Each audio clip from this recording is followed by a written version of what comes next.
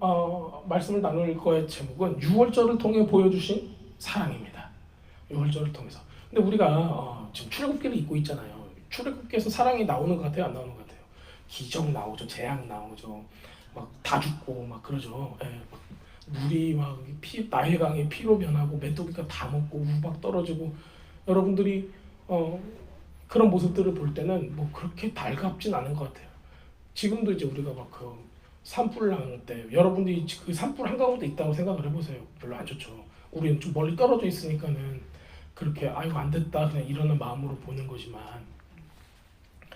또 정말 많은 어려움들이 지구 온 곳곳에 일어나고 있습니다. 마치 어떤 것 같아요? 출애굽기 때처럼 이런 재앙들이 일어나고 있는 거예요. 그럼 출애굽기 때 그때 사람들은 이걸 바라보면서 뭘 생각했냐면요, 하나님께서 이걸 하셨고 하나님께서 우리를 뭐 하겠다 하셨어요? 나에게 예배드리게 하기 위해서 애국 땅에서, 미츠라임 땅에서, 이집트 땅에서 끌어내겠다라는 거를, 그 의도를 알아차릴 수가 있는 거예요. 근데 지금 우리들은 그 의도를 많은 사람들이 모르고 있어요. 왜요? 이거 셀폰 이러고 보고 있거든요. 이거 보고 그냥 우리가 흔히 얘기하는 좀비 같은 현상이 이제 일어나게 됐어요. 그게 이제 좀비 같은 거가 우리가 뭐 한 10년 뭐 이렇게 드라마 같은 데서, 영화 같은 데서 나오기 시작을 했잖아요. 10년, 15년 전부터. 근데 이게 뭐 좀비 바이러스 확산이 돼서 이제 우리 나중에 코비드가 뭐 이런 바이러스를 만들 거야 막 이제 그런 어떤 음모론 같은 거 있었고 막 그랬었잖아요. 근데 제가 보니까는 그런 게 생길 수도 있어요. 그런 바이러스가 생길 수도 있는데 우리는 이미 셀폰이라는 좀비 바이러스에 걸린 것 같아요. 이거 뽑고 댕기고 이거 뽑고. 게다가 이거를 이제 안경처럼 만들었잖아요. 네. 그래서 한 3, 4년 있으면 이게 실용화가 돼서 3, 4년도 안 걸리죠. 뭐. 그 이제 끼고 여기 위에서 이제 항상 못 본 거를 보면서 다니는 거예요. 그 안경을 낀 상태에서. 네. 그 이제 VR, Virtual Reality, 가짜의 그 삶이 현실처럼 느껴지는 증강현실이라고 그러죠. 네. 그래서 귀에다가 꽂고 이거 해놓고 이제 사람들이 돌아다니기 시작을 할 거예요. 얼마나 이제 난리가 나겠어요. 이제 그런데 우리가 해야 될 건 뭐냐면 흔들어서 깨워야 되는 거예요. 주님의 백성들을. 주님께서 예정한 그 백성들을 흔들어 깨워야 돼요. 누가 예정되어 있는지 모르잖아요. 우리는 온 열방을 향해서 계속 선포를 해야 되는 겁니다. 특별히 그런데 제가 보니까는 6월절을 모르는 상태에서는 우리가 그것을 잘 전할 수가 없어요. 6월절을 알면요, 뭐가 생기냐면요, 하나님의 마음이 어떤지를 알 수가 있어요. 하나님께서 이스라엘 백성을 끌어오실 때, 예배자로 회복시킬 때 주님의 성소로 만드셨어요. 그렇잖아요. 주님의 성소로 그 모든 사람들이 맨 중앙, 이 60만 그리고 그 가족들 전부 다 진을 이뤘다고 표현을 하고 있어요. 그래서 동서남북으로 세 지파씩 12지파가 있고, 가운데 무슨 지파가 있어요? 레위 지파가 하나님의 성소를 다 섬기면서 있는 거예요. 그 모습이 마치 군대가 이동하는 그 모습과 같은 거예요. 그런데 맨 가운데 뭐가 있어요? 하나님의 성소가 거기에 딱 있었다는 겁니다. 그 장막이. 마찬가지예요. 우리 몸에도 우리의 가장 깊은 곳에 뭐가 있다는 거예요? 주님의 장막이, 주님의 성소가, 지성소가 있다는 거예요. 그 모습을 계속 보여주고 있는 거예요. 출애굽기라는 거는 사람들이 우르르 나왔다가 아니라 우리가 주님 앞에서 흔들어져서 깨어나고 주님의 신부로 그 거룩한 성소로 세워짐을 받는 시간인 겁니다. 지금 우리에게 필요한, 지금 이 시대 가운데 필요한 게 출애굽기예요. 그리고 지금 우리에게 필요한 게 6월절이라는 거예요. 근데 우리는 6월절 한 번도 해본 적이 없어요. 많은 사람들이. 6월절을 해봐야지 여러분들이 그게 그런 거구나. 이걸 비주얼라이즈를 한 거잖아요, 여러분들. 6월절이라는 거를 진짜 식사를 하면서 주님께서 원하시는 게 무엇인가로 우리가 눈으로 보고 맛을 봐가면서 먹어가면서 모든 이 오감과 육감이, 모든 것들이 총동원돼서 하나님의 의도를 알아가는 거가 6월절이에요. 근데 요거를 어떻게 축소시켰어요? 성찬식이라고 요만한 그 포도주스하고 막 튀밥 같이 생긴 거 조그만 거 거기 다 코딱지 같은 거 들어가가지고 이걸로 이렇게 하는 거예요. 그러니까 6월절의 전체 의미를 너무 잘라버린 거예요. 10분의 1이 뭐예요? 그게 그 의미 중에서 100분의 1도 안 남게 잘라버린 거예요. 그리고 나를 기념하라 했으니까는 기념한다고만 생각을 하는 거예요. 그게 형식이 돼버리고 거기 안에 의미가 퇴색이 되면은 그건 종교가 되는 거예요. 그래서 내가 이거 조그만 거 마시고 이거 칠복 같은 거 하나 먹음으로써 내가 주님과 한 몸이 되었다라고 착각하게 만드는 거예요. 그것이 왜 착각이라는 단어를 쓰냐면 그것으로 내가 스스로 만족을 해버리는 거예요. 이거 굉장히 큰 일이에요. 그래서 우리가 이 유월절을 우리의 세대 가운데 지금 현대교회 가운데 저에게는 이것을 이 풍성함을 이 아름다움을 주님께서 역사한 이 큰 이 역사를 사람들이 가감없이 다 느꼈으면 좋겠어요. 제가 이거를 이제 존경하는 어떤 그 선배 목사님한테 좀 유월절을 좀 회복을 시키고 싶고 교회들이 했으면 좋겠어요. 그랬더니 답장이 이렇게 오시더라고요. 지금 우리 성찬식 하고 있는데 그거하고 다른 게 뭐가 있어요? 이렇게 오시더라고요. 그래서 유월절 예배를 누구나 6월절 이 세이더를 식사를 정말 그 하나님의 임재 가운데서 드려보지 못했구나. 이걸 드려본 사람이면은 그 풍성함과 그 놀라움에 우리가 그 하나님 앞에 그 감사하게 되고 너무 아름다운 그 시간을 우리가 경험을 하잖아요. 근데 이걸 못 하셨구나 이런 생각이 들었어요.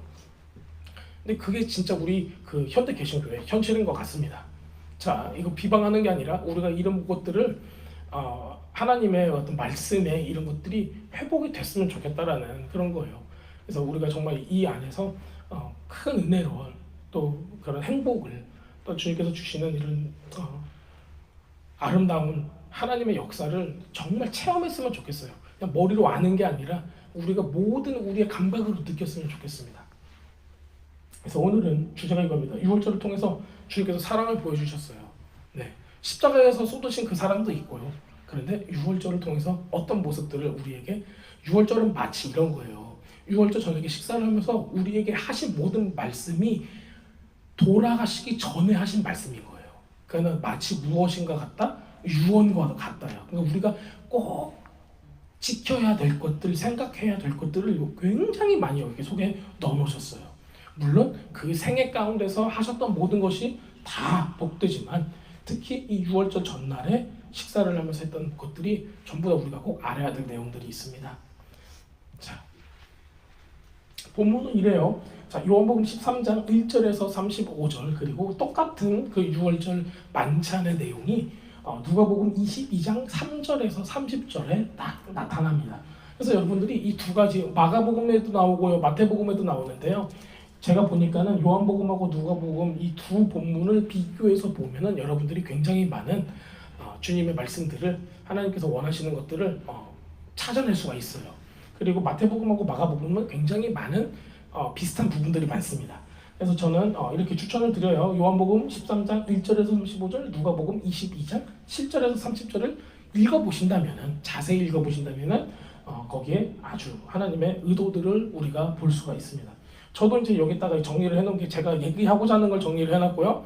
그 다음에 제 노트에는 있는 거는 본문밖에 없어요. 그래서 저는 그냥 나가겠습니다. 본문 읽어가면서 여기 쭉 하면서 할 수 있는 데까지 해야 되는데 할 수 있어야죠. 네, 해보도록 하겠습니다. 자, 요한복음 13장 1절부터 읽어보겠습니다. 1절. 6월절 전에 예수께서 자기가 세상을 떠나 아버지께로 돌아가실 때가 이른 줄 아시고, 그러니까 마지막 때가 다가오고 있음을 아시는 거예요. 세상에 있는 자기 사람들을 사랑하시되 끝까지 사랑하시니라 이렇게 기록하고 있습니다. 어떻게 사랑하셨어요? 끝까지 사랑하셨어요. 그러니까 6월절은 뭐에 대해서 얘기하냐면요, 끝까지 어떻게 사랑하셨는가에 대해서 이야기를 하고자 하는 거예요. 맛있게 먹었다더라가 아니라 어떻게 사랑했는가를 보여주고 있는 거예요. 근데 누구를 사랑하셨대요? 자기 사람들을 그렇게 표현하고 있어요. 자기 사람들. 네, 자기 사람들이래요. 근데 이게 편먹기가 아니에요, 여러분. 보면은 이 사람은 내 교인이니까 내가 뭐 해줄 거야. 뭐 이 사람은 내 사람이니까 내가 대줄 거야. 어떤 거 뭐 서포트를 해줄 거야. 이런 차원이 아니라 주님께서는 양과 염소를 구별을 했다라는 거예요. 그리고 자기 아래에 있는 모든 사람들을 사랑하셨어요. 근데 제가 보기에는 근데 지금 여기 이 12명의 제자 가운데 누가 있어요? 우리가 잘 아는, 배반하는 가룟 유다가 있어요. 예수님께서 몰랐어요? 알았어요? 알았어요. 만약에 알았다라면은 여러분들 저놈이 배반할 거야. 다 알고 있어. 하나님이시니까 6월절 식사에 야 그냥 너 오지 마라. 그냥 가서 돈이나 세고 있어라. 이렇게 하고 싶었겠어요? 어떻게 하고 싶었을까요? 회개를 시키고 싶었기도 하고. 인간으로서, 그러니까 하나님으로서 말고 육신을 입고 있는 인간으로서 어떤 기도를 하셨어요? 진짜 피가 나도록 땀방울이 핏방울이 되도록 그런 기도를 하셨던 예수님이신데 얼마나 많은 감정이 교차를 했을까요? 가룟 유다를 보면서 하나님의 뜻을 이루어야 되고 또 그 영혼이 얼마나 안타까웠을까요? 그러니까 예수님께서 가룟 유다를 사랑했을까요? 안 했을까요? 저는 엄청 사랑했을 거라고 생각해요. 자기 제자야. 근데 꼭 그 중에 한 사람이 성경의 예언대로 뭘 해야 돼요? 배반을 해야 되는 하나님의 뜻이 있는 거예요. 그러니까 그것조차도 예수님께서는 가슴 아파하셨을 거란 말이에요. 그 12명 내 눈에 넣어도 안 아플 만큼 내가 너무 사랑하는 12명인데 그 중에 하나가 꼭 그 역할을 해야 돼. 근데 네가 그걸 하는구나. 근데 너무 가슴이 아프다. 그런데 이게 하나님의 뜻을 이루기 위함이니 내가 너무 마음이 없어 네가 안 태어났으면 좋겠다라고 얘기할 정도로 미워서 안 태어나라는 게 아니에요. 그 역할을 하기 때문에 너무 안타까워서 하시는 거예요. 지금 우리도 지금 이 세상 가운데 살아가면서 그런 역할을 할 수가 있습니다. 여러분도 우리가 구원받은 사람이에요. 거듭난 사람이란 말이에요. 그러니까 그 하나님의 은혜를 체험하고 회개를 체험했는데도 불구하고 우리는 어때요? 하나님의 말씀으로 온전해지질 못했기 때문에 내 생각과 내 판단과 내 이익과 내 감정이 먼저 앞서서 모든 행동을 하게 되는 거예요. 가룟 유다는 우리하고 뭐가 달랐을까요? 자기가 볼 때 예수님께서 이렇게 하면 더 잘 될 거야. 그리고 은 얼마를 준대. 그리고 완전히 죽일 건 아니라고 그랬어. 이렇게 하니까 자기 합리화를 잘 시켰을 거예요. 또 예수님의 사역을 보면서 어느 부분 예수님께서는 정말 짠해가지고 왕처럼 나타나셨으면 좋겠는데 그게 너무 마음에 안 들어 했을 수도 있어요. 뭔가 불만이 있을 수도 있어요. 그런데 그 불만을 이런 식으로 표현을 했고 그 죄책감에서 자기가 자살하는 그런 모습을 우리가 나중에 알 수가 있잖아요. 근데 우리는 가룟 유다에 비해서 선하냐고요. 조금이라도 내 마음대로 판단하고 하는 게 없을까요? 그러니까 저는 이런 거죠. 네가 태어나지 말았어야 하는 게 나을 뻔했다라는 이야기가 내가 널 너무 사랑해. 그러니까 넌 너무 안타까운 거야. 그 죄악을 네가 해야 하잖아. 이 세상에서도 마찬가지인 것 같아요. 히틀러 있잖아요. 히틀러. 또 악마 같은 사람들 많이 있잖아요. 그 학살과 그 많은 악한 거에 그 주동자들. 예수님께서는 하나님께서는 그 사람들 안 사랑했을까요? 그 영혼을 안 사랑했을까요? 똑같이 사랑하셨을 거란 말이에요. 다만 사람에게는 그거를 어떻게 선택하는가가 나와 있는 거예요. 자, 우리는요 그 보장이 없어가지고 못하는 거예요. 여러분들 가다가 화가 났어요. 자, 다 집어치워 하고 싶은데 안 하시잖아요. 왜? 내가 나이스해서가 아니에요. 내가 막 나이스 젠틀한 그런 신사라서가 아니라 뭐가 없어서 돈도 없고 뼈도 없고 소리 지르는 힘도 없고 누가 뭐라 하면 또 깽깽하니까 못하는 거예요. 우리는 그 앞에서 우리가 선하다고 얘기할 수 있는 게 하나도 없단 말이에요. 정말 하나도 없어요. 하지만 우리가 말씀을 읽어가면서 이제는 내 기준과 내 마음과 내 감정과 내 판단이 기준되는 게 아니라 하나님의 말씀이 내 삶의 기준이 되는 거예요. 주님의 스탠다드가 이제 내 스탠다드가 되는 거예요. 그럼 처음엔 얼마나 힘들겠어요. 내가 말씀대로 살아가는 거는 정말 참새가 무슨 새예요? 황새? 어때가 다리가 너무 이게 찢어지겠다 이렇게까지 여겨질 정도로 너무 힘들 거예요. 그러니까 충돌이 오는 거죠. 말씀대로 살려고 하면은 이걸 이겨내셔야 돼요. 조금씩 닮아가셔야 되는 겁니다. 그래서 이 요한복음을 통해서 우리가 보면은 6월절은 예수님께서 사랑하는 모습을 보여준 거예요. 심지어는 가룟 유다까지도 주님께서 사랑하셨다는 겁니다. 그래서 우리가 사랑하지 못하는 이유는 없어요. 예수님께서 가룟 유다까지도 사랑하셨는데 우리가 누구를 미워할 수 있는 이유도 없고요. 사랑하지 못해요. 난 저 사람 너무 싫어요. 저도 그런 사람 중에 하나잖아요. 저도 이제 누구 미워하면 막 쳐다보도 안 보는 그런 사람인데 그럴 이유가 없어요. 주님 앞에서 그렇게 할 수 있는 권리도 없어요. 그렇기 때문에 여러분들 말씀을 기억하시고 저를 포함한 우리 모든 성도님들이 누군가를 미워할 때는 그런 마음이 그런 악한 마음이 생길 때는 다시 돌아봐야 돼요. 주님께서 어떻게 제자들을 사랑하셨는가? 그렇게 하셨으면 좋겠습니다. 그랬더니 우리 2절을 보면요, 마귀가 벌써 시몬의 아들 가룟 유다의 마음에 예수를 팔려고 하는 생각을 넣었더라 이렇게 표현하고 있습니다. 마귀의 역사가 2절에서 나오는데요. 어떻게 했대요? 가룟 유다의 마음에 그 생각을 넣었대요. 그러니까 어디부터 시작하는 거예요? 뭐부터 시작해요? 행동부터 시작한 게 아니라 생각부터 와요. 그 마음에 이 생각을 넣는 거예요. 자, 그 제가 예전에 에모르라는 단어 한번 가르쳐 드렸죠. 에모르 마라다예요. 뭐 베미드바르 하면은 그가 말하다인데 여기서 에모르라는 단어를 썼어요. 이건 언제 쓰이냐면요, 창세기에 주님 하나님께서 가라사대 때 빛이 있으라 뭐가 있으라 하실 때 있죠. 그때 가라사대는 미드바르가 아니에요. 에모르라는 단어를 써요. 이 단어를 똑같이 어디 쓰냐면요, 사탄이가 아직 그 타락한 천사가 자기 심중에 말하되 내가 높아지리라 이렇게 얘기해요. 마음에 말하는 거 있죠. 생각이에요. 그거가 창조가 되는 거예요. 하나님도 하나님의 창조의 능력을 할 때 에모르라는 단어를 썼어요. 그러니까 창조의 능력을 이야기하고 있는 거예요. 자, 사람도 마찬가지입니다.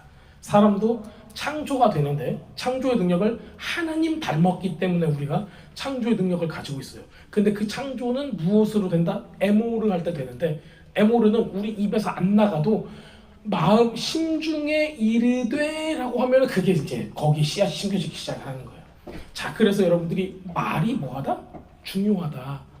그리고 생각이 씨가 되어서 그것이 자라나서 뭔가를 맺는다는 겁니다. 자, 그렇기 때문에 우리가 말씀을 통해서 볼 수 있는 것은 악한 생각도 하나님의 선한 생각도 마음에 그 선포를 했을 때 생겨나기 시작을 하는 거예요. 자, 세상 사람들은 마음속에다 뭘 원한다고 얘기할까요?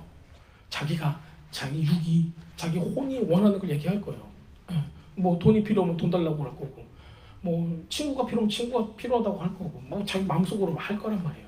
그런데 지금 현대 사회 가운데 많은 사람들이 어떤 질환 가운데 있어요? 정신질환을 하면 조금 이렇게 좀 나쁘게 들릴까요? 디프레션, 우울증과 막 정말 많은 낙심과 뭐 그런 증후군들이 많이 생겼어요. 그래서 두려움이 너무 많은 거예요.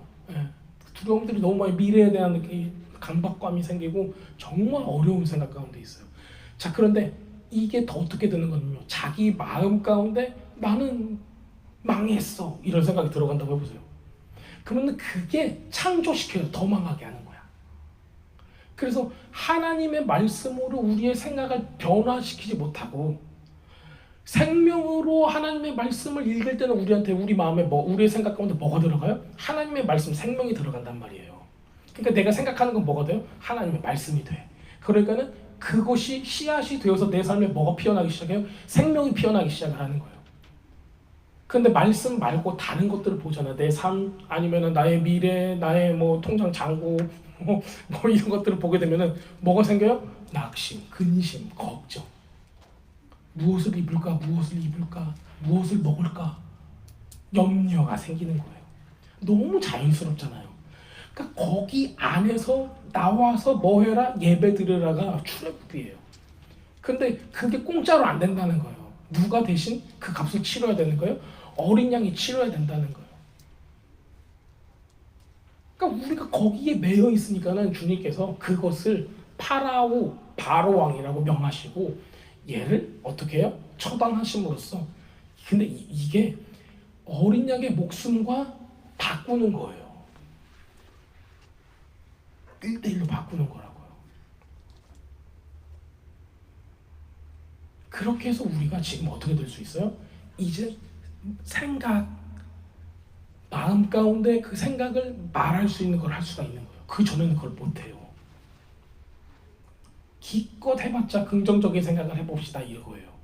나는 행복한 나, 잘생긴 나, 잘 되는 나 해서 스스로를 막 마인드 컨트롤 해가지고 이렇게 살아가죠. 그런데 그 안에 뭐가 없어요? 주의 성령이 없고 말씀이 없는 거예요. 그럼 진짜가 아닌 거예요. 하는 척 하는 거예요. 그럼 믿는 사람 가운데서는 이 훈련이 돼야 한다는 거예요. 말씀을, 우리 마음 심중 가운데 하나님의 말씀을 선포하여 그것이 삶의 실제로 나타나는 거, 이거를 우리가 연습을 해야 되는 거예요. 나중에는 이걸 한번 정해가지고 어떤 말씀으로 우리 삶에 어떤 것을 말씀으로 선포하고 계속 한 다음에 하나님의 아름다운 열매들이 어떻게 나타나는가를 한번 실행해 봤으면 좋겠어요. 자, 오늘 우리가 보는 것처럼 마귀의 역사는 이렇게 가룟 유다 평범한 사람이에요. 가룟 유다 엄청 악한 사람이 아니라고요. 그러니까 저 같은 평범한 사람이에요. 여러분들 같은 평범한 사람이었어요. 근데 그 마음에 사탄이가 한마디 하는 거죠. 그 생각을 심어 놓으니까는 거기에 싹이 트고 꽃이 피고 열매를 맺게 되는 겁니다. 자, 재미있게도 제가 그 밑에는 누가복음 22장 7절을 적어놨습니다. 저는 여기 본문을 써놨기 때문에 제가 읽어드릴게요. 누가복음 22장 7절에는 6월절 양을 잡을 무교절 날이 이른지라 이렇게 이야기했어요. 무슨 날이라는 거예요? 그날이 6월절 양을 잡는 날이래요. 그러면은 6월절 양을 집으로 데려오는 날이 있고 양을 죽여야 되는 날이 있어요. 다 날짜가 다르다는 거예요. 근데 우리는 현대 개신교에서는 이거를 잘 몰라요. 안 해봤으니까.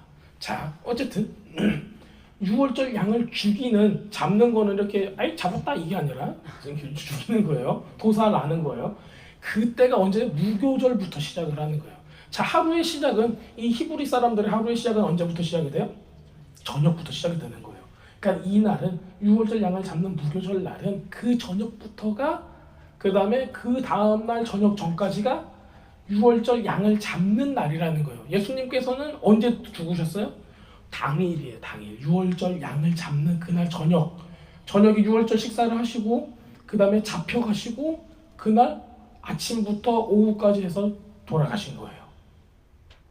그리고 그 처형이 끝나고 사람들은 성전에 가서 자기 먹을 어린 양들을 다 잡고 그날 저녁에 그 사람들은 6월절을 해요. 자, 그러면은 예수님은 왜 이날 6월절 양을 잡는 날에 식사를 하셨나요? 이렇게 물어볼 수가 있어요.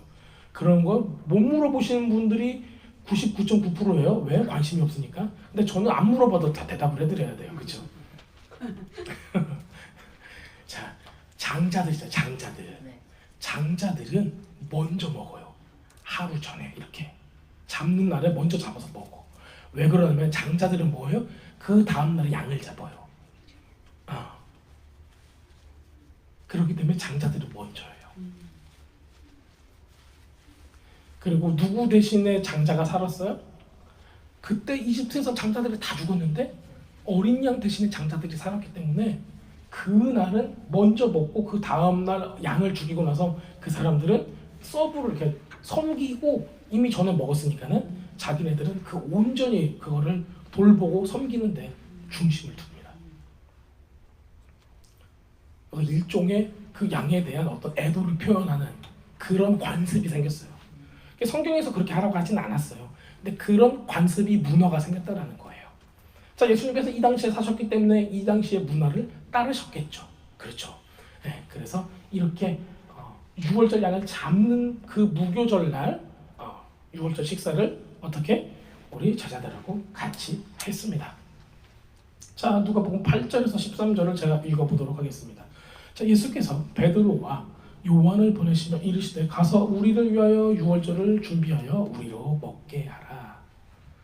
그랬더니 우리의 생각과 마찬가지로 여짜오되 어디서 준비하기를 원하십니까? 이렇게 물어봤어요.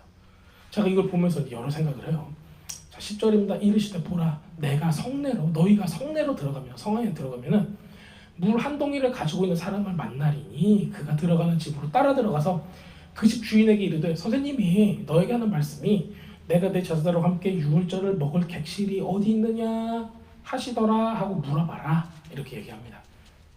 그러면 그가 마련한 큰 다락방을 보이리니 거기서 준비하리라. 거기서 준비하라 하시니 그들이 다가 그에게 하신 말씀대로 만나 6월절을 준비하니라 이렇게 기록되어 있어요. 제자들은 6월절을 어디서 할 건가조차도 몰랐어요. 누가 준비해 주셨어요? 예수님께서 이거를 말씀으로 준비해 주셨어요. 저희가 드리는 예배가 다 6월절인 것 같아요. 그래서 저는 우리의 장소가 필요할 때 이렇게 주님께서 예배해 주실 거라고 생각을 합니다. 이건 뭐 제 생각이고요. 자, 이제 말씀으로 다시 돌아갈게요. 네, 이건 제 믿음입니다. 제 선포고요. 여러분도 아멘 하셨으면 같이 같은 배 탄 거예요. 자, 근데 요게 있잖아요. 제가 어떤 말씀 드리고 싶냐면요.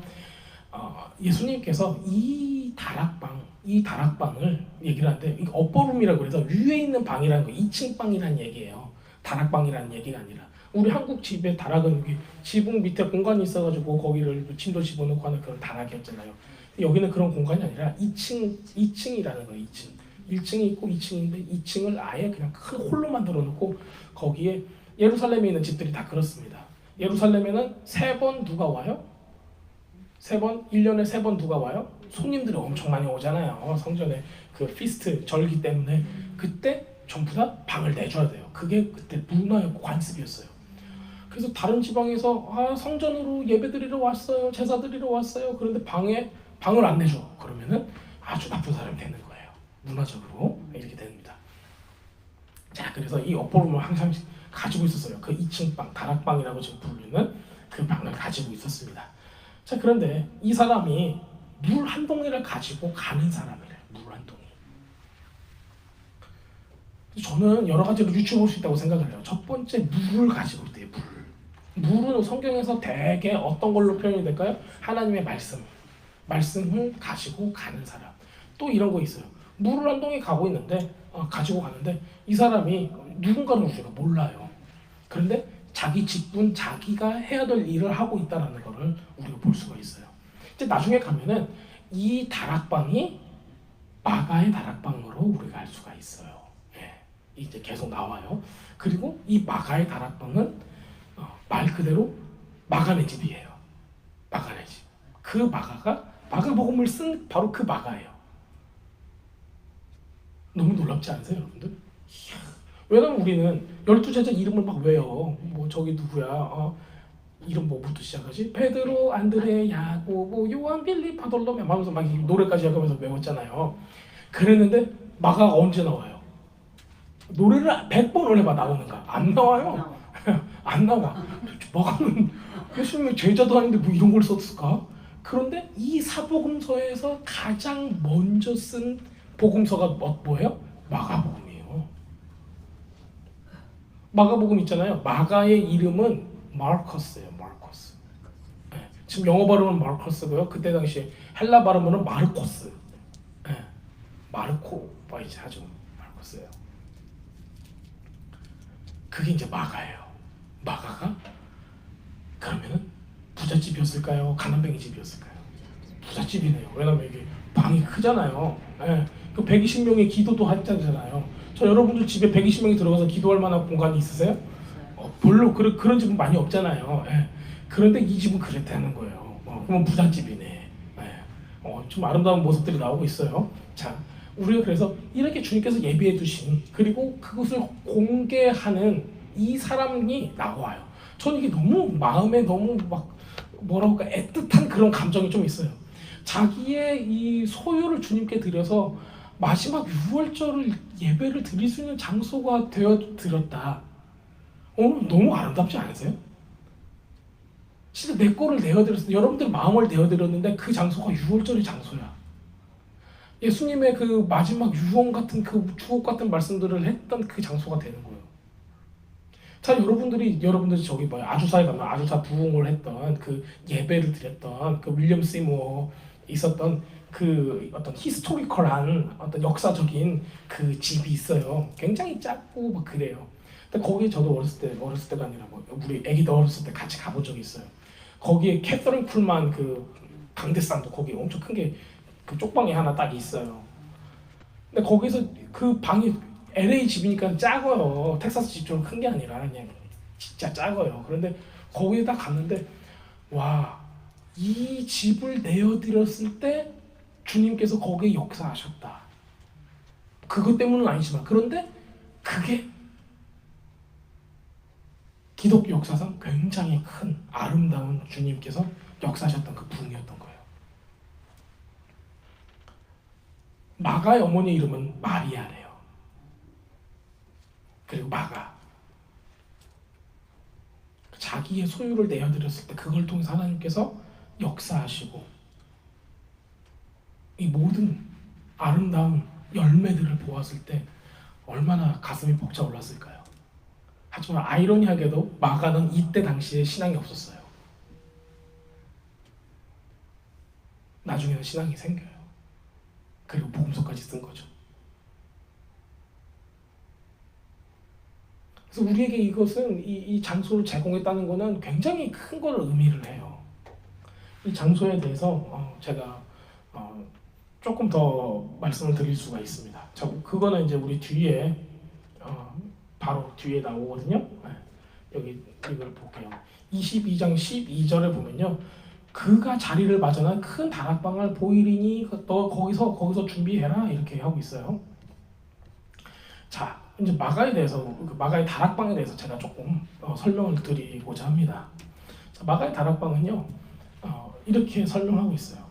마가의 다락방은 1층은 4가지 층으로 돼 있어요.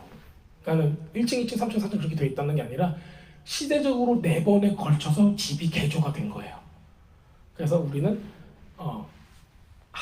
첫 번째 어떤 문화가 그렇게 덮여져 있고, 두 번째는 어떤 문화가 덮여져 있고, 세 번째는 어떤 문화가 덮여져 있고, 다섯 번째는 뭐 이렇게 볼 수가 있다라는 거예요. 그래서 첫 번째는 그 초대교회 기독교인들에 의해서, 초대교회는 회당이었어요, 교회가 아니라. 그래서 회당 교회가 첫 번째가 되었어요. 그리고 이게 우리 주의식 주데오 크리스천이티라고 부르거든요. 이때가 보통 서기 70년에서 130년 정도로 보고 있어요. 그 다음엔요 415년경 비잔틴 그 문화가 들어가요. 그래서 위에가 팔각형으로 된 교회가 거기 이제 세워집니다. 그래서 로마에 있는 그 모습을 거기에 로마 교회의 모습을 이제 겉모습을 띄게 됐어요. 나중에 공사해서 그게 된 거예요. 속에 막 이렇게 생겼잖아요. 그 다음에는 어떤 층이 있냐면요 크루세이더 십자군, 그게 1219년도 그 사람들이 와서 또 개조해놓은 부분들이 있어요. 그 다음에는 우리 무슬림들이 와서 그 오스만 투르크 있죠? 네, 오스만 제국이 와서 거기를 모스크화 시킵니다. 또 한 부분을. 근데 지금은 이스라엘에서 그 2층은 우리가 알고 있는 그 다락방 거기를 관리하고 있어요. 그래서 1층에는 아직도 그 회당처럼 하나님의 말씀 그 토라 두루마리를 집어넣은 그 장소도 있고 막 그렇습니다. 자, 이 마가라고 하는 사람은 어디서 찾아볼 수 있냐면요 사도행전 12장 12절에 이렇게 나와요. 마가라는 요한이 하고 나옵니다. 12장 전체를 읽어보면 이렇습니다. 마가라는 요한의 어머니 마리아의 집에 가니 여러 사람이 거기에 모여 기도하고 있더라. 바로 그 장소가 그 다락방입니다. 예수님께서 6월절 하신 다락방, 그 다음에 백신문도가 기도했던 바로 그 다락방이었어요. 그게 사도행전 12장에서도 나옵니다. 그렇다면 바로 이곳이 초대교회에 처음에 있었던 그 예루살렘 교회의 아지트였어요. 그곳을 중심으로 해서 모든 교회의 어머니라고 불렀대요. 그래서 역사학자들이 쓰는 그 시온, 모든 교회의 어머니 이렇게 칭을 했다고 합니다. 이 다락방을.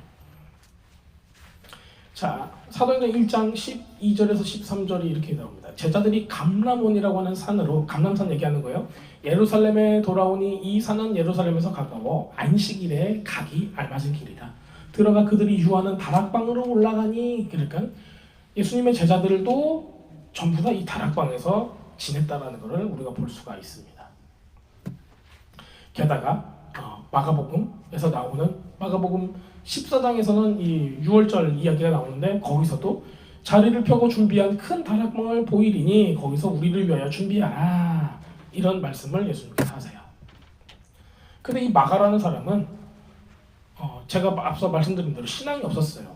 마가복음 14장 52절에 나타나는데 예수님께서 이 6월절 식사를 하시고 감람산으로 올라가서 기도하시고 가룟 유다가 팔잖아요, 예수님을. 그리고 사람들이 다 잡혀간단 말이에요.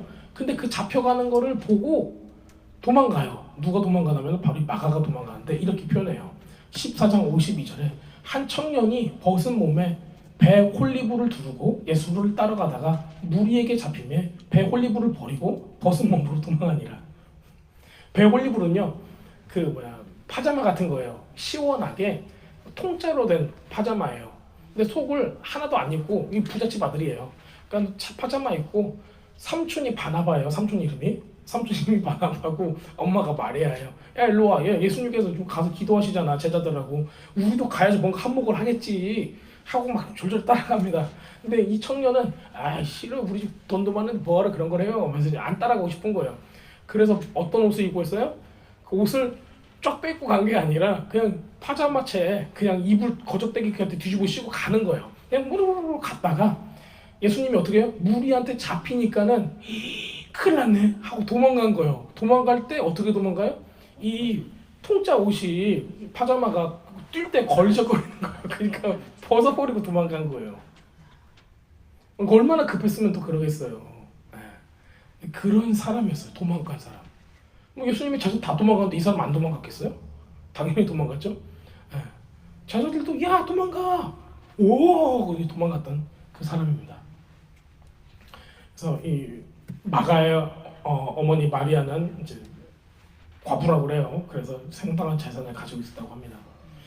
저기 사도행전 4장 36절에 바나바에 대해서 나와요. 뭐라고 나왔냐면요.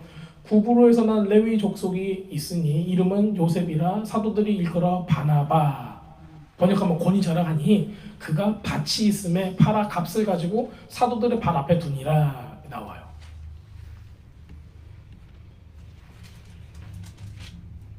그 다음에 누가 나오죠? 그 다음 장에 보면은 우리 잘 알고 있는 아나니아와 삽비라가 자기 또 밥 팔고 팔아가지고 얼마 감춘 다음에 바로 작살나는 그 일이 일어납니다. 누가 영광을 많이 받았어요? 앞에 이 바나바가 그 신앙의 모습을 보이니까는 이제 사람의 어떤 그걸 가지고 주님께서 원하시지 않은 건데 이런 행동을 하다가 또 죽게 되는 그런 케이스까지 나타나는 거예요. 그래서 바나바는 또 어디 나타나냐면요. 사도행전 12장 25절에 바나바와 사울이 부조하는 일을 마치고 마가라는 요한을 데리고 예루살렘에 돌아오니라. 자, 바나바하고 사울이 같이 왔어요. 그렇죠? 그 전도 여행 때. 근데 누구를 데리고 와요? 마가라는 요한을 데리고 왔대요. 그 마가가 이 마가예요. 그래서 그 마가가 나중에는 신앙이 생겨서 또 자기는 자기 집에 들락날락 했던 분이 누구예요? 예수님과 그 제자들이잖아요. 그러니까는 마가복음을 쓸 수가 있었던 거예요. 여러분들 우리도 똑같습니다. 우리도 저도 어렸을 때 기억을 막 하면요. 정말 우리 그 큰 교회 다녔어요. 그 시골에. 거기 막 연못이 있는데 거기에 금붕어들이 막 있어요. 근데 어렸을 때 제가 뭐 서너 살 때 고기 잡는다고 거기 안에 빠졌다가 신발 다 젖고 나오고 막 별의별 일이 됐어요. 소나무가 있는데 소나무가 이제 막 기어서 올라가고 소나무까지 막 올라가는 거예요. 소나무가 크니까. 올라갔다가 높은 데 올라갔다가 혼돈하고 여러 가지 정말 교회 탐험도 많이 했어요. 막 지하실부터 해서 예수님하고 상관이 있어요 없어요? 제가 그때 당시 없어요. 그냥 노는 거예요. 그러니까 마가라고 하는 사람도 다락방에 그런 엄청난 여러분도 생각해보세요. 예수님이 이 땅 위를 걸었을 때 여러분들이 만났다고 생각을 해보세요. 얼마나 가슴 벅찬 일이에요. 근데 자기 집에 이렇게 많이 놀러 오셨는데도 마가는 쳐다도 안 봤어요. 관심이 없었던 거예요. 우리도 어렸을 때 교회를 다녔어도 교회에 대한 추억은 은혜 받는 추억보다는 교회에서 놀았던 추억밖에 없어요. 제가 보니까. 그랬던 사람이 어떻게 됐어요?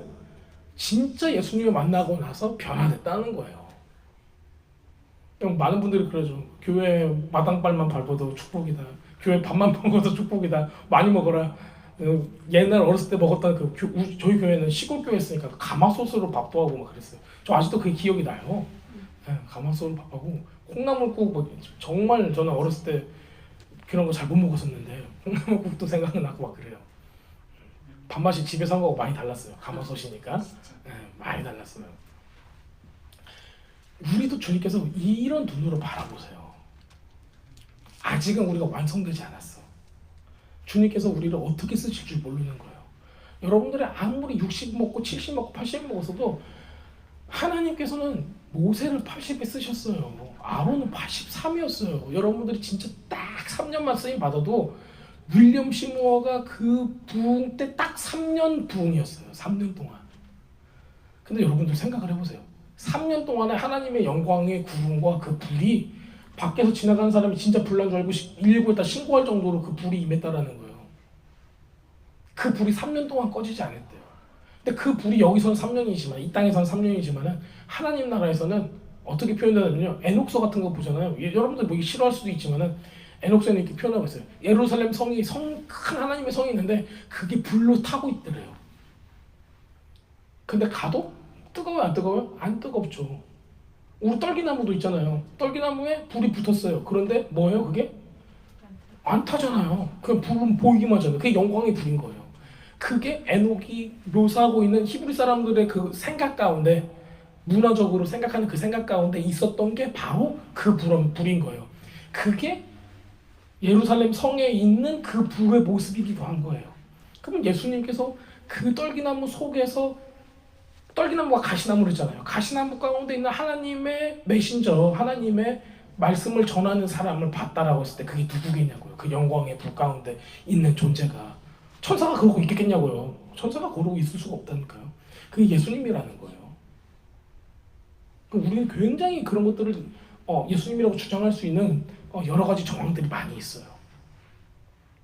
그 예수님이 모세를 80에 만났다고요.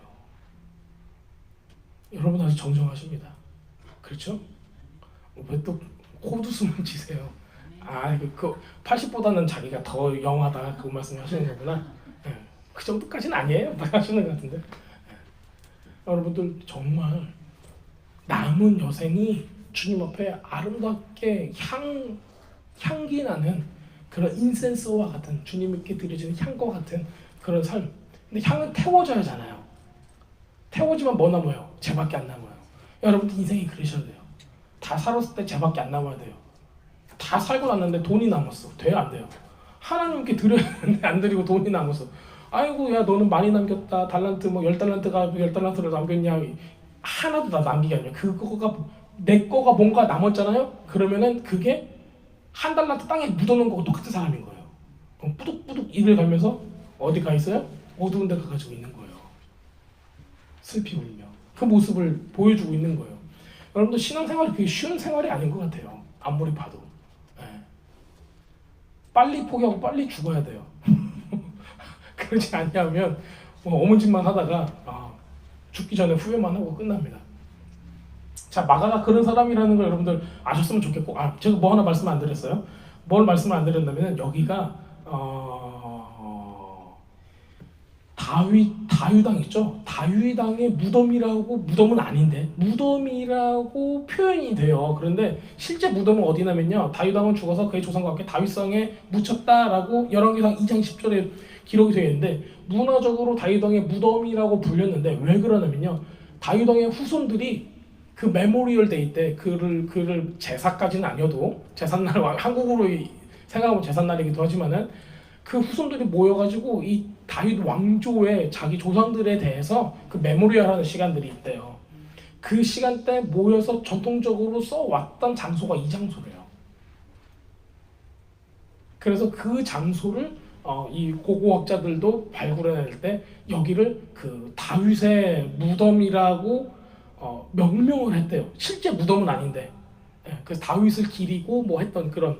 그럼 누가 있겠어요? 그 후손들이 했으니까는 그 왕족들이 다윗 왕을 기억하고 하나님께서 다윗 왕에게 주신 그 부르심들이, 모든 예언들이 성취되기를 바라는 마음에서 거기서 같이 기도하면서 하나님을 높여드렸던 그런 장소로 보고 있다라는 거예요. 자, 그러면 퀴즈.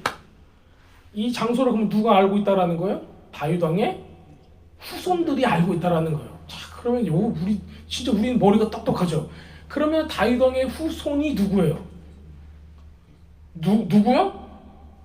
예수님. 이거 자신 있게 대답하시는 게 좋습니다. 예수님이 다윗 왕의 후손이에요.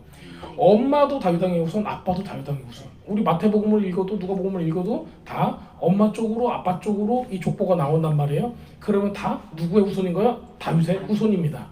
그러면 직계 자손이에요, 예수님은. 그렇죠? 직계 자손이 쓸 수 있는 방이 있어요. 그 방이 바로 이 방이었어요. 이 방이었어요. 그러니까 이게 누가 쓸 수 있다는 거예요? 다윗 왕의 직계 자손이 쓸 수 있는 장소였어요. 그러니까는 제자들한테 뭐라고 얘기했어요? 야, 거기 가가지고 거기 물동이 든 사람 있거든. 그 사람 만나면 거기 가가지고 달라고 해. 그러면 죽을 거야. 확신이 차 있어요. 물론 기적도 마찬가지죠. 기적이기도 해요. 하지만은 예수님은 알고 있었다라는 거예요. 그 장소를. 그리고 그 장소를 써야 됐어요. 왜? 다윗 왕의 뭐예요? 후손이고 왕의 족보, 왕으로서 쓸 수 있는 자격이 있다는 거예요. 그러니까 예수님께서 그곳을 썼을 때는 나는 다윗의 후손이고 왕족이기 때문에 여기를 당연히 쓸 수 있다는 거예요. 그러면 무엇으로 유월절을 지금 인도를 쓰는 거예요? 왕의 모습으로 그곳을 인도했다는 거예요. 여러분들 그 동네 아저씨가 저 같은 동네 아저씨가 유월절 식사합시다 해도 은혜 받잖아요. 근데 이스라엘의 왕이 유월절을 베풀었어. 얼마나 성경적으로 예언적으로 주님 앞에 얼마나 합당하고 아름다운 일이에요.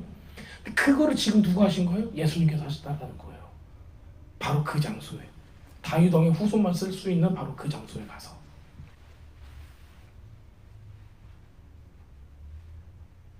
그런 모습들이 여기 안에 우리가 볼 수가 있습니다. 자, 근데 아까 제가 이제 레위지파 얘기했잖아요. 그 엄마랑 아빠가 마가의 엄마 아빠가 레위지파였다고. 그러니까 다윗 왕가가 망하잖아요. 그렇죠? 포로기가 되고 전부 다 이제 다 뿔뿔이 흩어지고 지금 다윗 왕의 직계 후손인데 그 누구야? 마리아하고 요셉은 목수 일을 하면서 가장 가난한 나사렛이라는 동네에 살아요. 그러면 경제적으로 어떻게 됐다는 거예요? 망했다라는 거죠. 예. 그러면은 아무리 다윗 왕의 후손이라도 그 장소를 계속 소유를 하고 있었을까요? 못했을까요? 못했다는 거예요. 예. 그래서 레위지파에 팔려 나갔던 것도 보게 됩니다. 레위지파는 돈이 있었을까요? 없었을까요?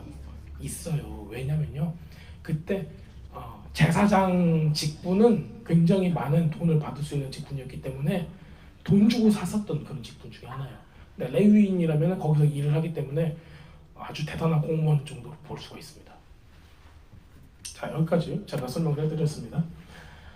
아이고, 시간이 벌써 53분을 지나고 있어요. 제가 할 말이 아직 시작도 안 했는데. 주님 용서하소서. 자, 예수님의 정결 예식을 우리가 읽어보도록 하겠습니다. 요한복음 13장입니다. 요한복음 13장으로 다시 돌아가세요. 4절에서 10절을 읽어볼게요. 저녁 잡수시던 자리에 일어나 겉옷을 벗고 수건을 가져다가 허리에 두르시고 이에 대야에 물을 떠서 제자들의 발을 씻으시고 두르신 수건으로 닦기를 시작하여 시몬 베드로에게 이르시니 베드로가 이르되 주여 내 주께서 내 발을 씻으시나이까. 예수께서 대답하여 이르시되 내가 하는 것을 네가 지금 알지 못하나 이후에는 알리라. 베드로가 이르되 내 발은 절대 씻지 못하시리다. 예수께서 대답하시되 내가 너를 씻어주지 아니하면 네가 나와 상관이 없다. 그러면은 내 발뿐만 아니라 손과 머리도 씻어주옵소서. 그랬더니 예수님께서 이르시되 이미 목욕한 자는 발밖에 씻을 필요가 없느니라. 온몸 깨끗하니라. 너희가 깨끗하나 다는 아니다. 재 빼고 이렇게 말씀하신 거예요. 자, 그 정결 예식이 나와요. 이게 우리는 뭐라고 불러요? 세족식이라고 부르죠. 근데 실제로 유월절 식순 가운데 있는 정결 예식이에요.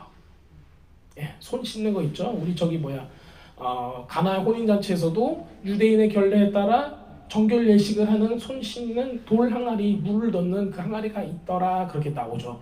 그 정결 예식을 얘기하고 있는 거예요. 모든 순서 가운데서는 손을 씻는 거가 들어가요.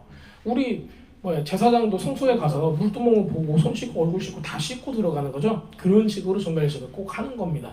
자, 이게 굉장히 중요해요.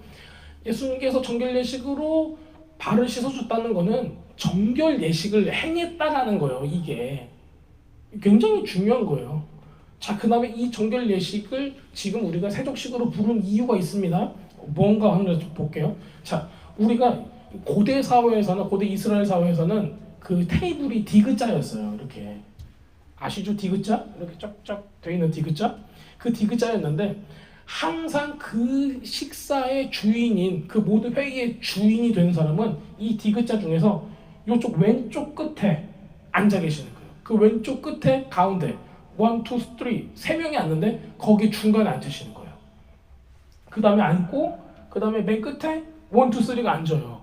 자, 그러면 여기 3명, 여기 3명, 가운데는 몇 명 앉아요? 12명이 앉아야 되니까는 나머지들 여기 앉는 거예요. 그래서 여기 3명, 여기 3명, 나머지 이렇게 앉아있는 그 상태를 우리가 생각을 하시면 돼요. 예수님께서는 이 유월절 식사를 인도하시기 때문에 호스트의 입장이에요. 호스트. 주인인 거예요. 유월절의 주인인 거예요. 그래서 이쪽 왼쪽에 맨 가운데 앉았어요. 그리고 또 어떻게 앉히냐면요. 우리 요셉이 나이 순서대로 식사를 안 쳤다는 거 있죠? 그런 것처럼 나이 순서대로 안 쳐요. 제일 어린 사람이 호스트의 요쪽에, 호스트의 오른쪽에 앉아요. 그 오른쪽에 앉은 사람이 요한복음에서는 예수께서 사랑하시던 자가 예수의 왼쪽에서 이러고 품에 기대고 뭐 이런 표현을 쓰잖아요. 그럼 누구겠어요? 오른쪽에 지금 예수님 오른쪽에 있는 사람 누구예요? 요한이에요. 요한. 네, 요한이에요. 자, 그런데 이따가 보면은 우리도 지난번에 이제 6월절 할 때 보면 아시겠지만은 그 맞자를 무교병 있죠? 무교병을 이 뭐라고 그래? 하롯에 찍어 먹는 순서가 있어요. 그렇죠? 기억나시죠? 그걸 찍어 먹는 거가 지금 여기 나와요. 예수님께서 어떤 말씀하세요? 여기 누가 그래요? 했더니 내 떡을 먹는 자가 내 떡을 먹는 자가 그다라고 얘기하세요. 그렇죠? 네. 그래서 그걸 찍어 먹는 사람인데 근데 만약에 저기 있는 사람이 이거 찍어 먹으려고 오겠어요? 아니면 바로 옆에 있는 사람 찍어 먹으려고 오겠어요? 그래요. 바로 옆에 있는 사람. 요한이 이쪽에 앉았으면은 이쪽엔 누가 앉았다는 거예요? 가룟 유다가 앉았다는 거예요. 그러니까는 이거를 찍어서 주는 거예요. 자, 찍어서 이렇게 줘요? 아니면 찍어서 이렇게 줘요? 항상 우리는 오른손잡이잖아요. 보통 사람들이. 그러니까 누굴 줬다는 거예요? 예수님께서 찍어서 누굴 줬어요? 가룟 유다를 줬다는 거예요. 자, 이거 되게 재밌는 거예요. 예수님께서 앉아 있어요. 나이 순서대로 했는데 가장 어린 요한이 여기 있었고 가장 나이가 많은 누가 반대편에 있어요? 맨 끝에? 아니, 이쪽은 가룟 유다. 근데 저쪽 디귿으로 해서 상대편 상대 쪽에 누가 있었을까요? 그게 베드로예요. 그래서 제일 나이 많은 사람들이 저쪽 끝에 있는 겁니다. 그러면은 이게 예수님은 호스트, 옆에 가장 어린 사람, 그 다음 어린 사람, 그 다음 나이 순서대로 해서 가장 나이 많은 사람 저기 있는 거예요. 자, 그러면은 나이 많은 사람이 왕이죠. 우리 보통 이제 내가 언니야 막 하고 이제 언니한테 까불고 있어 막 하잖아요. 그런데 6월절의 전통은 뭐냐면요, 발을 씻기는 게 누가 한 줄 아세요? 발을 씻기는 사람이 나이 제일 많은 사람이 여기부터 코스트부터 해가지고 발을 씻겨가지고 이렇게 가요. 근데 예수님께서 그 전통을 깨고 뭐 하셨냐면요, 예수님께서 수건을 딱 차고 이쪽 어린 때부터 나이 많은 사람까지 발을 다 씻은 거예요. 그러니까 맨 마지막에 지금 누가 왔어요? 베드로한테 온 거예요. 그래가지고 내 발 씻으면 안 돼요. 지금 이 얘기를 하고 있는 거예요. 앞에 있는 사람 다 씻고 나서 자기 맨 마지막이니까 하는 거예요. 근데 왜 그랬는 줄 아세요? 생각을 해보세요. 베드로 성질 좋지, 뭐 호탕하지, 뭐 괄괄하지. 근데 이 사람한테 꼬맹이들 옆에 딱 있고 가장 나이가 많은 사람은 자기야. 자기가 이제 발 씻기고 싶겠어요? 안 하고 싶겠어요? 안 하고 싶지. 근데 해야 돼. 이러고 있는데 지금 이제 뒤에도 보면은 누가 왕이 됩니까? 누가 다스립니까? 누가 좌의정합니까? 우의정합니까? 이런 얘기 많이 하잖아요. 그때가 이제 나와요. 근데 예수님께서 그걸 먼저 어떻게 해요? 예수님께서 펄떡 일어나가지고 예수님께서 발 닦아주기 시작을 하는 거예요. 마치 발은 누가 닦아요? 종이, 노예가 주인들 닦아주는 거예요. 근데 꼭 그거를 하는 거예요. 근데 정결례식은 발을 닦아주려고 한 게 아니라 그냥 손만 씻었어요, 옛날에는. 근데 발을 씻겼던 거예요, 지금. 그러니까는 누가 가장 민망하겠어요? 베드로가 내가 해야 되는 건데 내가 좀 하기 싫은 얼굴 했더니 예수님께서 하신 거예요. 자기는 원래 그 예수님은 다 계획이 있었던 걸 수도 있어요. 그런데 이제 베드로 입장에서는 아이고 내가 그냥 예수님께서 하는 게 아니라 내가 했어야 되는데 이제 그 상황에서 민망하니까 하는 얘기가 뭐냐면 나 그러면은 발만 아니라 이거 뭐 머리도 씻겨주시고 이것도 씻겨주시고 안 돼? 막 이런 거 한 거예요. 그러니까 푸식 하면서 너 뭐 했잖아. 발만 돼. 이제 이 얘기가 들어가는 거예요. 그래서 문화적으로 이 자리가 있다라는 거예요. 가장 연장자는 베드로, 그 다음에 가장 뭐라 그래요? 요한, 제일 어린 사람이 요한. 그 모습이에요. 그러니까 나중에 우리 읽을 때 어떻게 나오냐면요. 너희 중에 하나가 나를 팔리라 막 그래요. 이거 13장 23절에 예수의 제자 중 하나 곧 그가 사랑하는 자가 예수의 품에 의지하여 누웠는지라. 밑에 다 누워서 드셨다는 거 알고 계시죠? 네. 그리고 우리가 한국 같은 좌식 밥상이에요. 이거 테이블이 아니라 누웠는지라 시몬 베드로가 머리짓을 하여 말하되 말씀하신 자가 누구인지 말하라 하니, 이게 무슨 얘기냐면요, 바로 반대편에 누가 있어요? 베드로가 있다고 했잖아요. 그 제일 어린 사람이 누구예요? 요한이잖아요. 그러니까 베드로가 이렇게 얘기하고 있는 거예요. 머리짓을 이렇게 하는 거예요. 너 물어봐 좀, 물어봐. 그러니까는 지금 가가지고 물어보는 거예요. 머리짓을 하되 누구인지 말하라니, 그가 예수의 가슴에 그대로 의지하여 말하되 주여 누구이니까, 이렇게 물어본 거예요. 물어봤더니 예수님께서 대답하시되 이게 내가 이것도 조각 하나 갖다 주는 자가 걔야, 이렇게 얘기를 한 거예요. 그리고 나서 바로 옆에 있는 사람한테 준 거예요. 그러니까 누가 아는 거예요? 지금 여기서 지금 요한이 그걸 본 거예요. 아는 거야. 그리고 베드로도 봤지. 정황이 있는 거예요. 정황만 있지 물증은 없는 거예요, 진짜. 그 사람, 그 상황에. 자, 그런데 이것조차도 성경에 나와 있는 거예요. 자, 보세요. 18장입니다. 13장 18장. 자, 너희가 모두를 가르쳐 말하는 것이 아니라 이는 내가 택한 자들이 누구인지 알미라. 그러나 내 떡을 먹는 자가 내 발꿈치를 들었다는 성경을 응하게 하려는 것이다. 이게 시편 41편에가 나오는 말씀이에요. 내 떡을 먹는 자가 내 발꿈치를 들었다라, 이 얘기를 하세요. 그거는 어떤 의미일까요? 내 발꿈치를 들고, 그가 발꿈치를 들고 나에 대해서 대항했다라는 뜻이에요. 직역을 하면은 그 모습이 이제 나오는 겁니다. 그렇기 때문에 예수님께서 이 정결례식을 하고 선생이 섬기는 모습을 보여주는 그 모습을 우리가 여기 안에서 볼 수가 있습니다. 그래서 선생이 누가 높냐, 종이 높냐, 주인이 높냐, 보낸 사람이 높냐, 아니면은 보낸 받은 사람이 높냐, 이 얘기를 하시는데, 그런데 나는 어떻게 했다? 너희들을 섬겼다. 그러니까 너희도 뭐 해야 된다? 섬겨야 된다라는 말씀을 하시는 겁니다. 이걸 기억하라고 하시는 거예요. 자, 시간이 없기 때문에 제가 또 번개와 같이 가보겠습니다. 자, 발꿈치가 나왔죠? 제가 이제 아까 말씀드렸던 바로 그겁니다. 나를 신뢰하는 바, 내 떡을 먹던 나의 가까운 친구도 나를 대적하여 그 발꿈치를 들었나이다, 이렇게 표현하고 있어요. 이게 그대로 예언에 이루어지는 거예요. 하나님의 말씀을 이루기 위해서 그 장소에, 그곳에, 그 역할에 가문유다가 되었던 겁니다. 자, 여러분도 마찬가지입니다. 여러분도 하나님의 말씀을 이루는 사람인데 구태여 나쁜 말씀을 이루실 필요가 있어요? 마지막 부흥회 때 그런 사람들이 생겨날 거야 딱 했으면은 좋은 쪽으로 여러분들이 순종을 해서 좋은 역할을 하셔야지, 괜히 바로왕의 역할을 하시지 마세요. 막 마음을 강박하게 해서 10가지 재앙에도 난 넘어지지 않아 막 이런 생각하지 마시고, 재앙이 일어나려고 했을 때 바로 납작 엎드려가지고 주님, 저는 이 역할 말고 좋은 역할을 좀 해주세요, 이렇게 나가셔야 됩니다. 자, 19절이에요. 요한복음 19절을 뭐하고 나와 있는 거 볼까요? 지금부터 이 일이 일어나기 전에 미리 너에게 일러두면 일이 일어날 때 내가 그인 줄 너희가 믿게 하려 합니다. 그러니까 부활하고 나서 만나 주신다는 것을 지금도 얘기하고 있는데 제자들은 몰라요. 그런 일이 어떻게 가능할까 상상도 못했겠죠. 그런데 지금 계속 복선을 깔아두는 겁니다.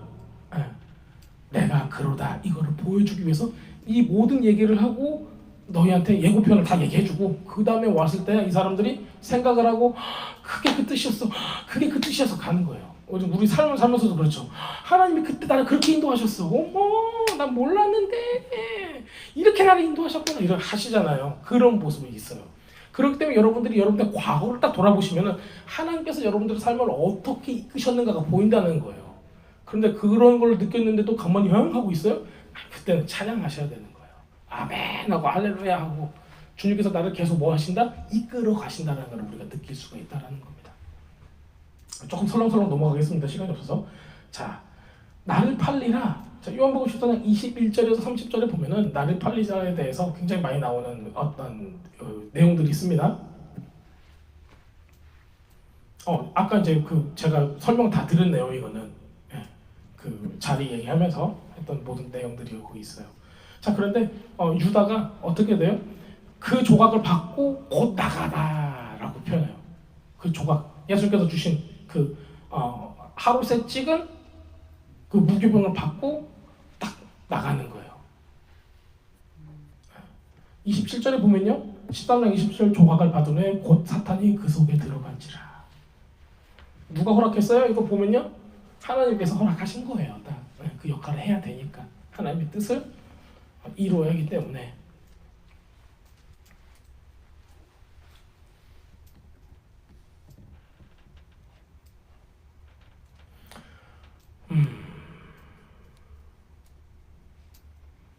자, 누가복음으로 들어가면요, 누가복음 22장 24절에서 30절, 이제 이게 요한복음에서는 안 나와요. 안 나오는데 누가복음에서 나오고 다른 복음서에서 나옵니다. 그래서 이제 제가 이걸 넣어놨어요. 자, 22절부터 24절부터인데요. 누가복음 22장 24절부터인데요. 또 그들 사이에 그 중에 지금 예수님께서는 지금 뭐 유다가 나가가지고 저희 때가 됐네 좀 이러고 마음이 좀 심정이 복잡하실 건데 뭐 하고 있어요 사람들이? 누가 크냐 하나 다툼이라해요. 누가 크냐? 예수께서 이르시되 이방인의 임금들은 그들을 주관하고 집권자들의 은인은 치금을 받으나 너희는 그렇지 않을지니 너 중에 큰 자는 젊은 자와 같고 다스리는 자는 섬기는 자와 같을지니라. 이걸 뭘 통해서 보여줬어요? 그 자리를 통해서 보여준 거예요.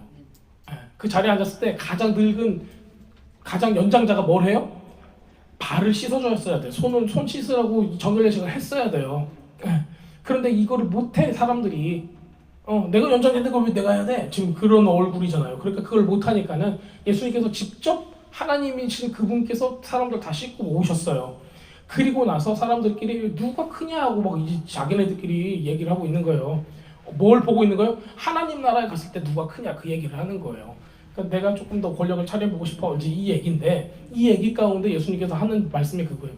똑같이 유월절 식사 가운데 너희 중에 큰 자는 젊은 자와 같고, 여기 맨 끝에 있는 사람, 가장 나이 적은 사람이 있죠? 이 사람 같고, 저기 끝에서 안 하는 사람, 안 섬기는 사람 말고, 그 다음에 다스리는 자는 섬기는 자와 같다. 왜냐면 자기가 호스트였어요. 그 유월절 식사의 주인이었어요. 그러면 자기는 뭘 받아야 돼요? 서빙을 받아야 돼. 종이 와서 날 서빙을 해줘야 돼. 근데 지금 다스리는 자, 주인이 뭐 했어요? 발을 씻어줬어요. 그러니까는 지금 그 얘기를 하고 있는 거예요. 다스리는 자는 섬기는 자와 같을지니라. 그거를 몸소 보여줌으로써 우리가 믿는 사람이 해야 될 것은, 우리가 이제 마지막 때가 딱 되면은 어떻게 한다 그래요? 다스린다 그러잖아요. 우리 이제 저기 뒤에도 보면은 너희로 내 나라에 있어 내 상에서 먹고 마시며 보좌에 앉아 이스라엘 12지파를 다스리게 하리라 하면은 우리가 딱 들으면은 좋아요 안 좋아요? 다스려야 되니까 좋잖아요. 근데 그 다스림이 뭐예요? 예수님께서 말씀하셨듯이 다스리는 자는 뭐 해야 돼요? 섬겨야 된다는 거예요. 예수님께서 죽으신 게 뭐예요? 섬기는 거예요, 우리를.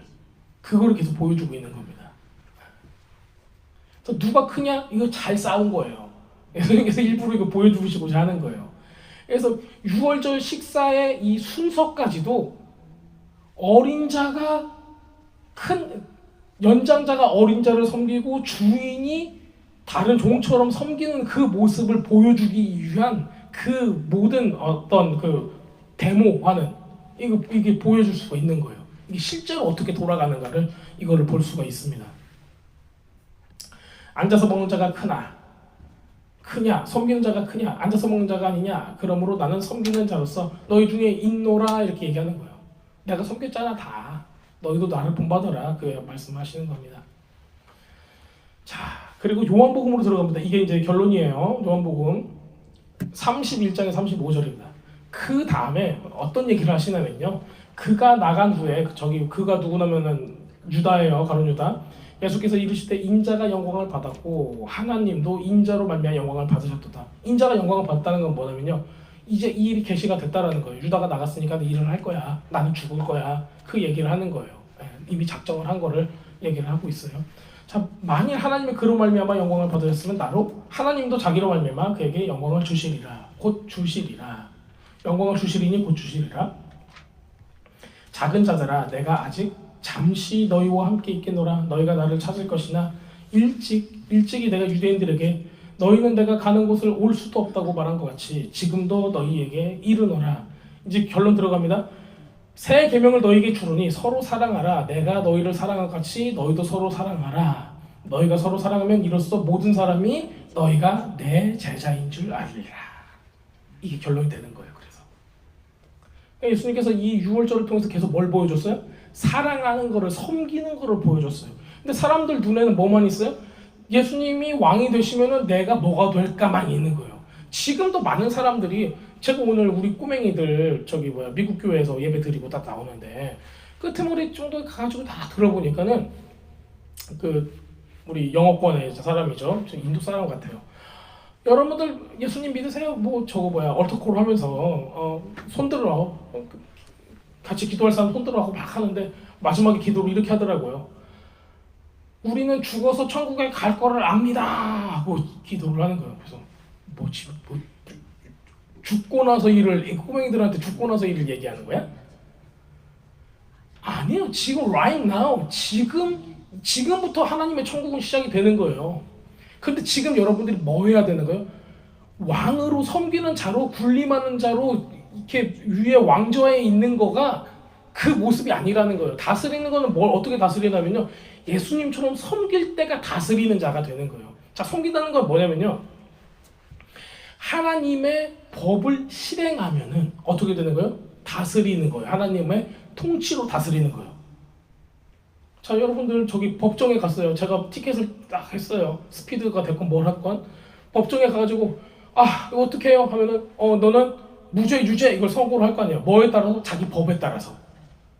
우리도 하나님의 법이 있어요. 하나님의 법이 있는데 심판하는 거는 보좌에서 막 심판한다는 게 아니라 그 법을 실행하는 사람이 심판관이라는 거예요. 하나님의 법은 뭐예요? 서로 하나님을 사랑하고 이웃을 사랑하라. 그 이웃을 사랑하는 법을 실행하는 거, 그게 통치라는 거예요. 그게 하나님 나라의 확장이라는 거예요.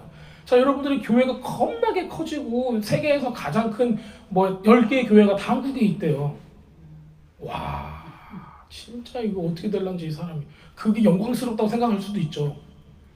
그런데 그것보다 더 중요한 건 뭐예요? 얼마나 섬겼냐예요.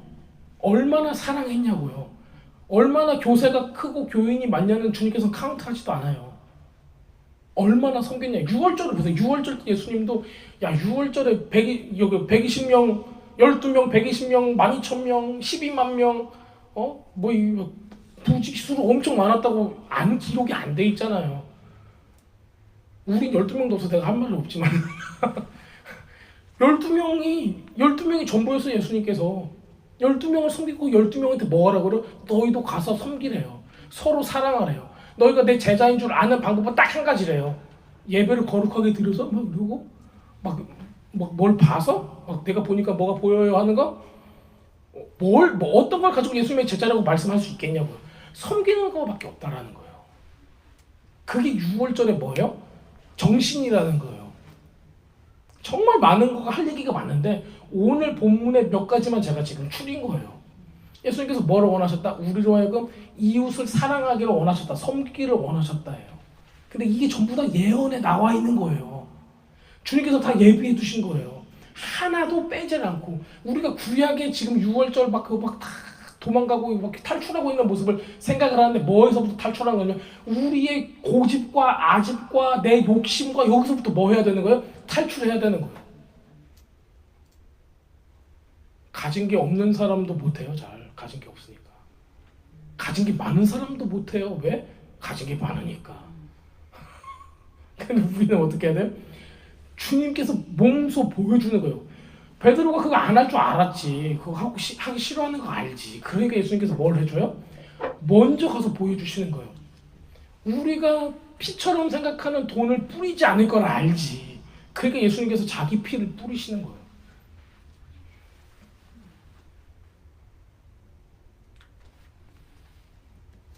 우리가 예수님의 제자라고 누구한테 얘기할 수 있냐고요? 여러분들 제자반에 들어가서 공부를 열심히 해보십시오. 예수님의 제자라고 될 것 같으세요? 안 돼요. 제자 할아버지반 들어가도 안 됩니다. 뭐 해야 돼요? 서로 사랑하라. 그래야지 너희가 내 제자인 줄 안돼요. 겉모습으로 보여지는 신령함이 되는 게 아니에요. 자, 그런데 이게 어떻게 사랑하지? 어떻게 하지? 내 마음이 동하진 않아. 하나님께서 내 마음 부드럽게 안 해주셨어. 그래서 나한테 장원하는 신령이 없어. 그러면 어떻게 이걸 할 수가 있냐고요. 그게 말씀과 예배예요. 이걸 드릴 때 예배로 찬양으로 말씀으로 할 때 우리 마음이 어떻게 되는 거예요? 녹아지기 시작을 하는 거예요. 성령께서 우리 마음을 계속 주무르시는 거예요. 딱딱해진 마음을.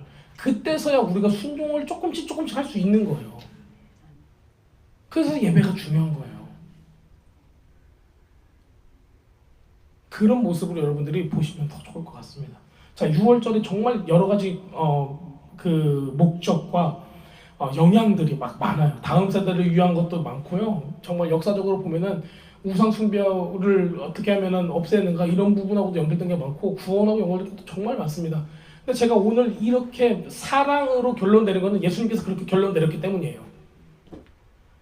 우리가 초점을 맞출 때 이것은 내 피고 이건 내 언약의 피고 이건 내 살이고 요것만 맞춰도 할 얘기가 정말 많아요.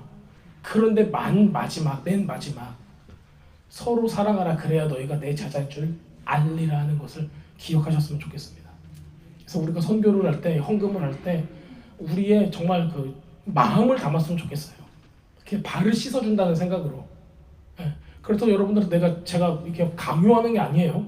그런데 예수님께서 발 씻는 거를 하셨다라면은 우리도 그들의 발을 씻겨주는 마음이 있었으면 좋겠습니다. 자, 같이 기도하는 시간 갖도록 하겠습니다.